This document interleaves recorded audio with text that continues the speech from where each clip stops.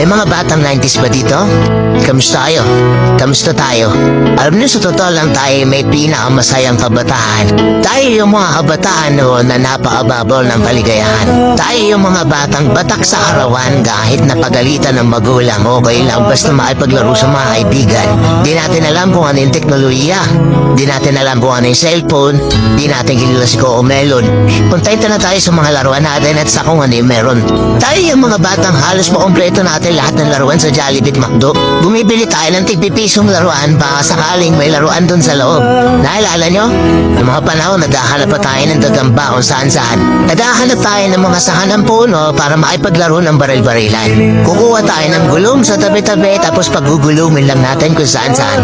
Mabibwisit tayo kapag hindi tayo pinayagan ng magulang natin makipaglaro sa mga kaibigan natin sa ulanan. Kaya yata yung mga huling batch ng mga bata na nakikipaglaro pa ng tagu-tagu.